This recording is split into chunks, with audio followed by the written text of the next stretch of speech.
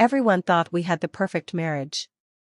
We lived in a sleek condo on the 10th floor with floor-to-ceiling windows and weekend brunches that made it to Instagram. Our fridge was always stocked with organic groceries, and we had a shared Spotify playlist for every mood. People used to say, "You two are such a modern couple, so balanced." And I'd smile, holding back the truth. My name is Megan. I'm 32, a financial analyst, and I've always had a thing for spreadsheets and safety nets. Growing up in a household where the electricity could go out if my mom missed a paycheck, I learned early on that money wasn't just about buying things, it was about breathing room. I became the kind of person who always knew how much was left in the emergency fund, who read financial blogs like bedtime stories, and who got a thrill from canceling unused subscriptions. Then there's Jake. 35. A graphic designer with a brilliant mind, a charming laugh, and a philosophy I could never quite adopt: money comes and goes. Just enjoy the moment. He was the kind of man who would drop $300 on concert tickets because life is short and forget to pay the electricity bill the next day. When we met, I thought our differences would balance each other out. I was the planner. He was the spark. Together, I believed, we could build something grounded and exciting. But balance isn't always peaceful. The cracks started showing early, quiet, almost invisible, but they were there.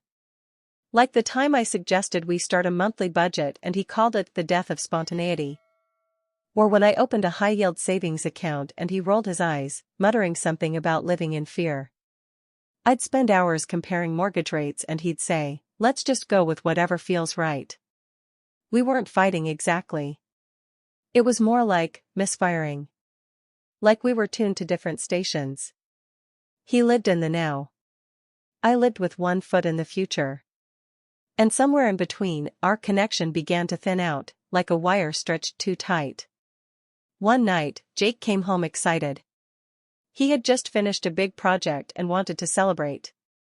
"Let's book a trip to the Maldives," he said, eyes lit up. 2 weeks. Beachfront villa.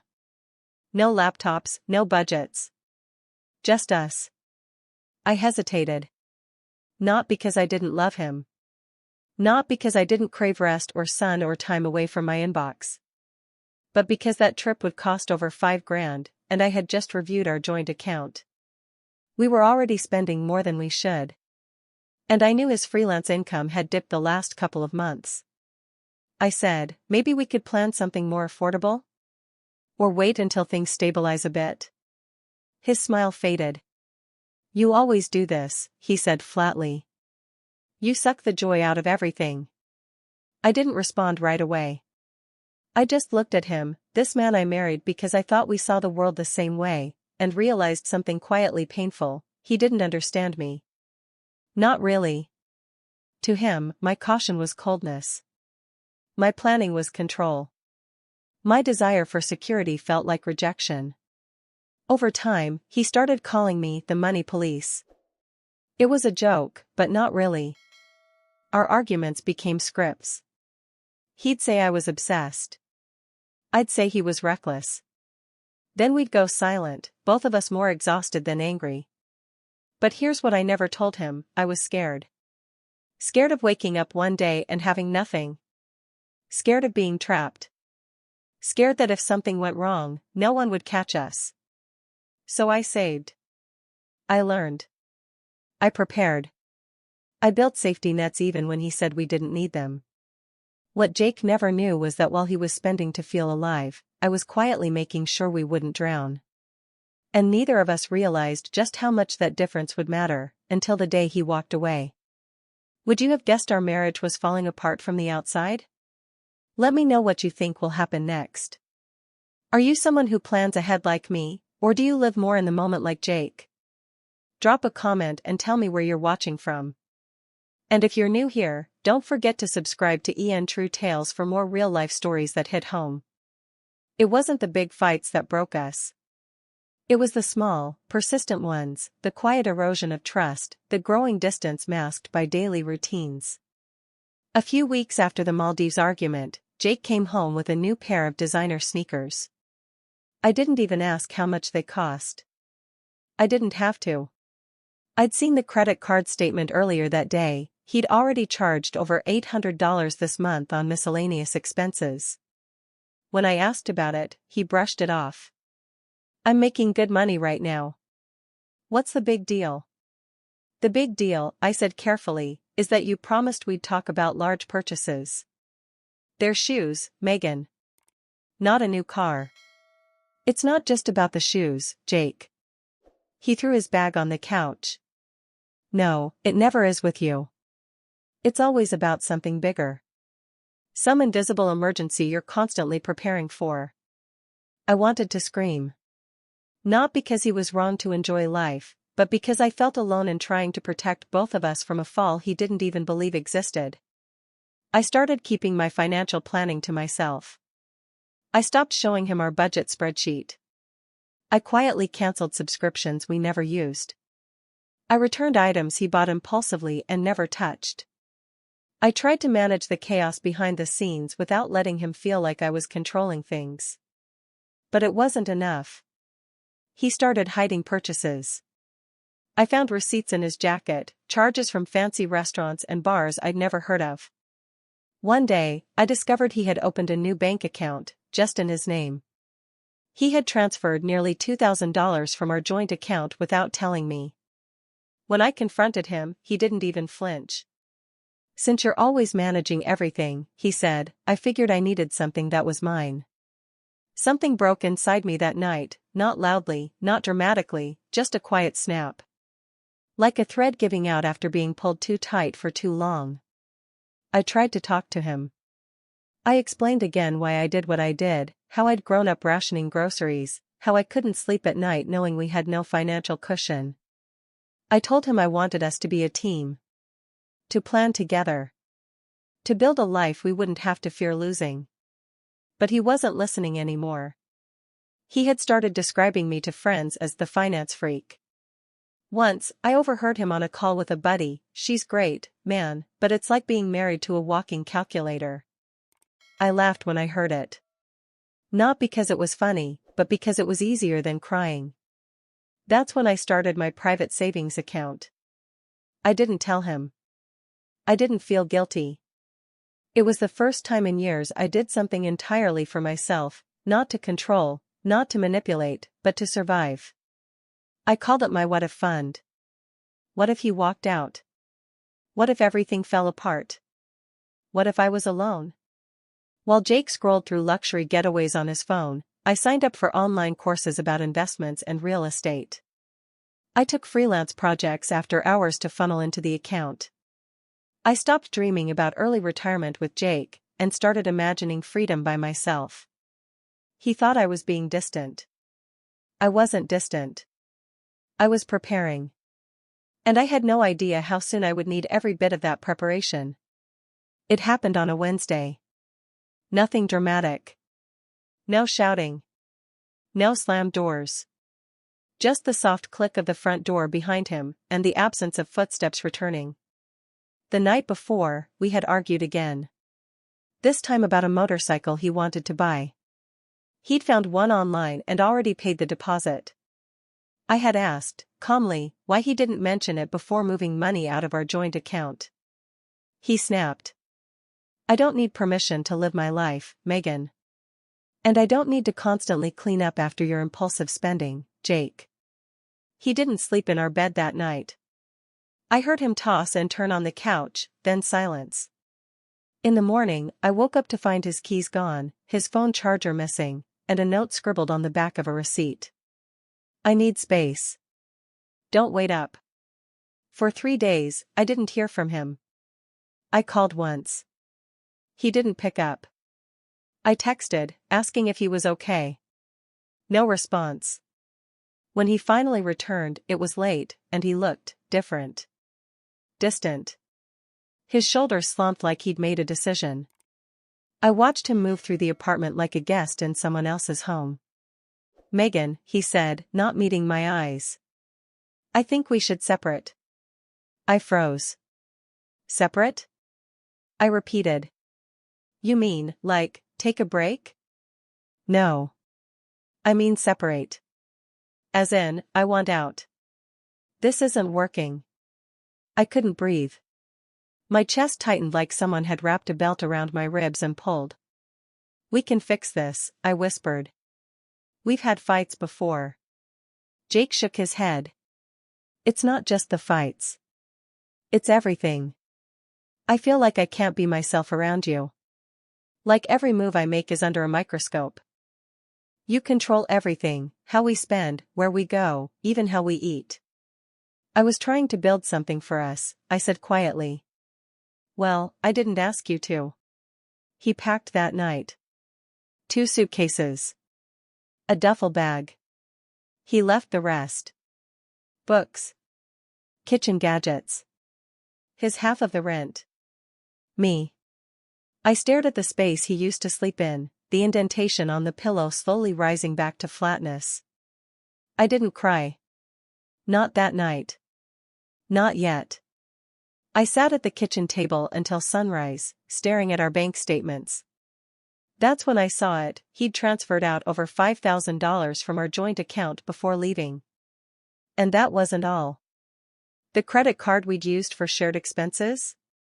Maxed out. $9,700 in charges, some of them new, from the past 2 weeks. Restaurants. Tech gear. A weekend trip I knew nothing about. My hands shook as I refreshed the numbers. Mortgage payment due in 10 days. Utility bills stacking up. My income, steady but not enough to cover everything. Not anymore. I was alone. Financially. Emotionally. Entirely. And then came the shame. My parents, when I told them, sighed heavily. Maybe if you had loosened up a little, Megan, my mother said, he wouldn't have felt so trapped. Friends offered awkward sympathy. You were always a bit intense with money. Maybe he just needed room. Room? I gave him room. I gave him plans. I gave him a future. But no one saw that. All they saw was the woman who counted receipts, not the man who disappeared with half the safety net. Still, I didn't defend myself. I didn't scream. I didn't beg him to come back.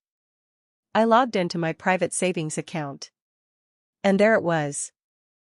$48,326. Quietly, methodically, I had saved my way out of disaster. I closed my laptop and, for the first time in days, exhaled. He had taken half of what we built. But I still had everything I built for myself. I gave myself 1 full day to fall apart. 1 day to cry, to scream into my pillow, to eat cereal out of the box while sitting on the kitchen floor. I let the pain roll through me like a storm.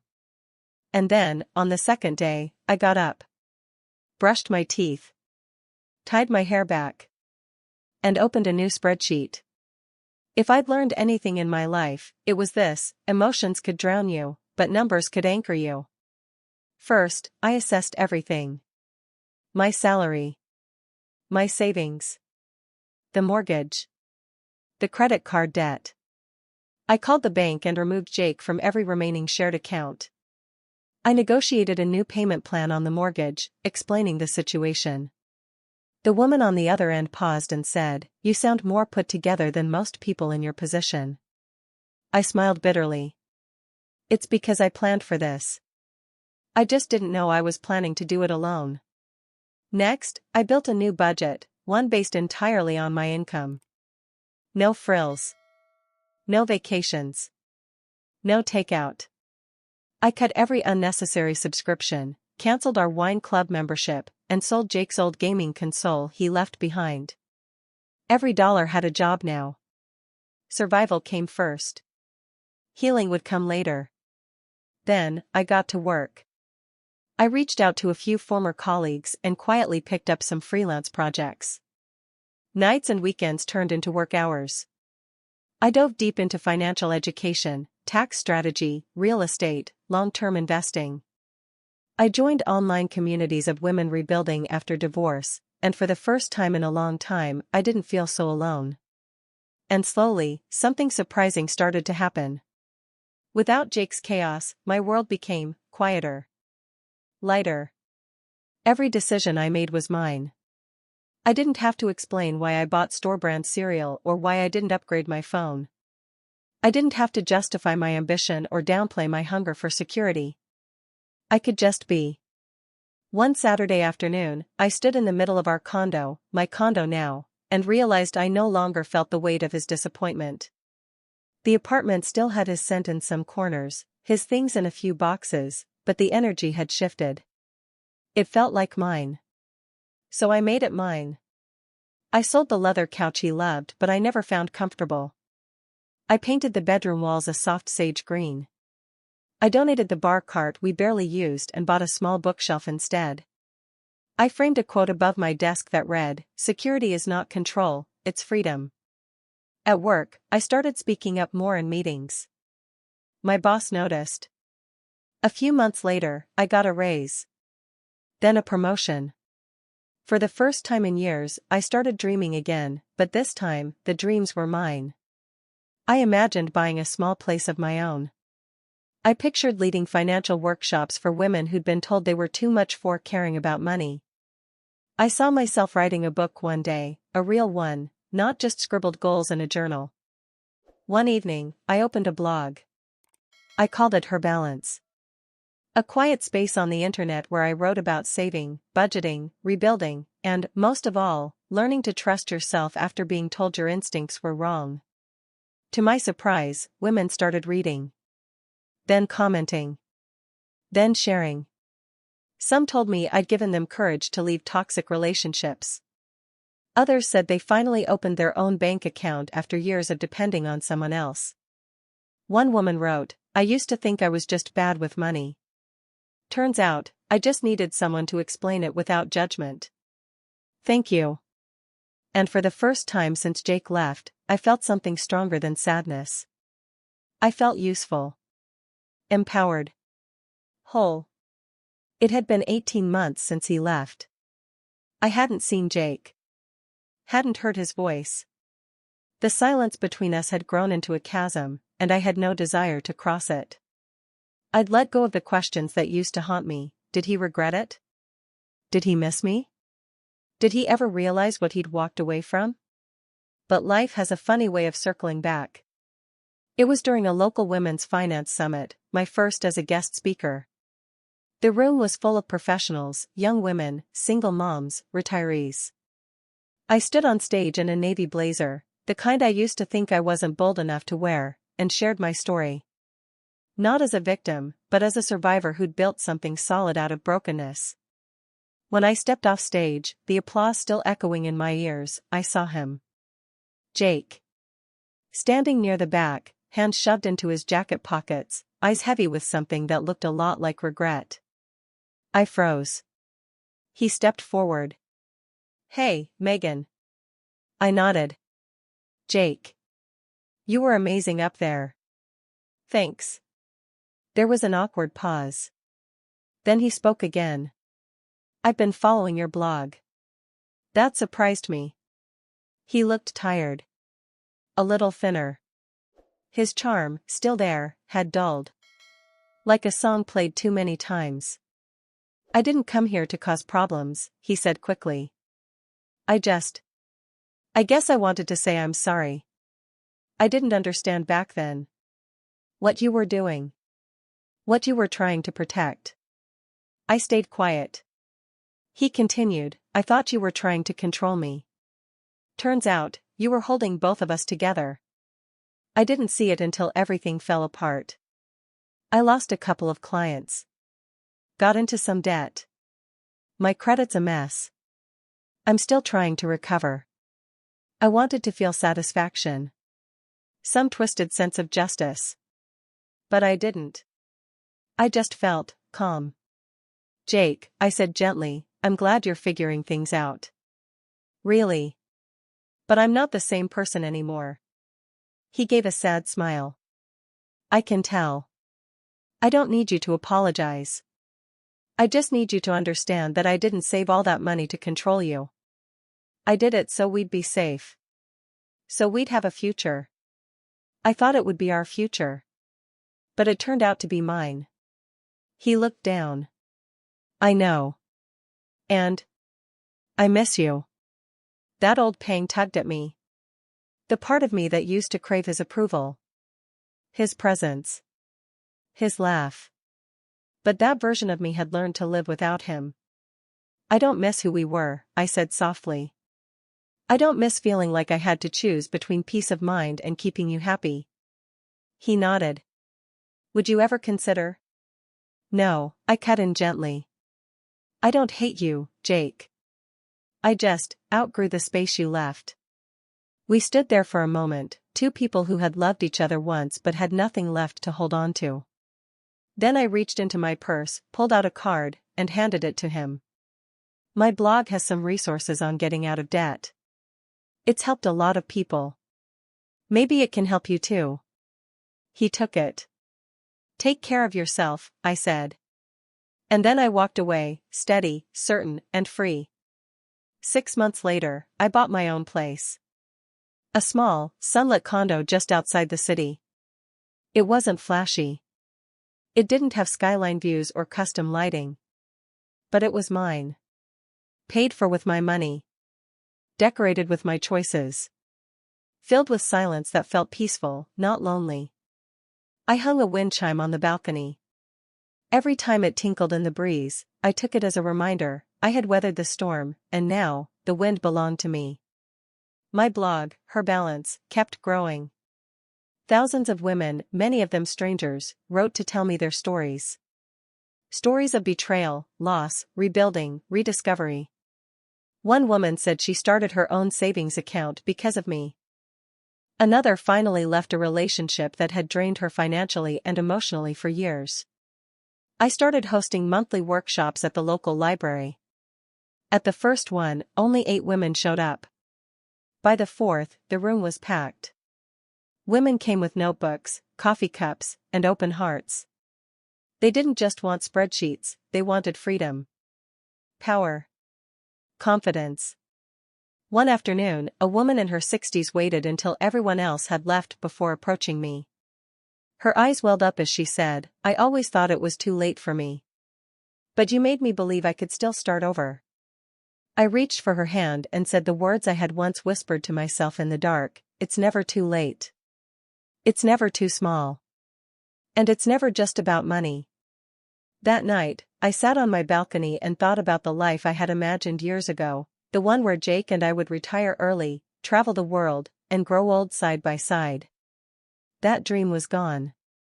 But in its place was something better. A life of my own design. A love that began with self-respect. And a freedom earned not just through saving dollars, but through trusting myself. Today, I live simply. I invest wisely. I still use a spreadsheet for everything. But I also dance in my kitchen. I take day trips just because I want to. I say no without guilt and yes without fear. And I'm no longer afraid of being called controlling. Because now I know. That control saved me. It gave me the power to walk away from a love that wasn't safe. It gave me the strength to rebuild. It gave me everything. So if anyone ever tells you that you're too serious, too cautious, or too much for caring about your future, I hope you remember this. You're not too much. You're just ahead of your time. What did this story teach us? That control isn't weakness, it's power. That preparing for the worst doesn't make you paranoid. It makes you ready. And that sometimes, the very trait people mock you for, becomes the reason you thrive. Do you think Megan made the right choice? What would you have done in her place? Leave a comment below, comment 2 if you were inspired, comment 7 if you felt conflicted. Don't forget to hit like and subscribe to EN True Tales for more powerful stories about resilience, karma, and life after betrayal. And if you've ever been told you're too much, stay tuned. The next story might just be yours.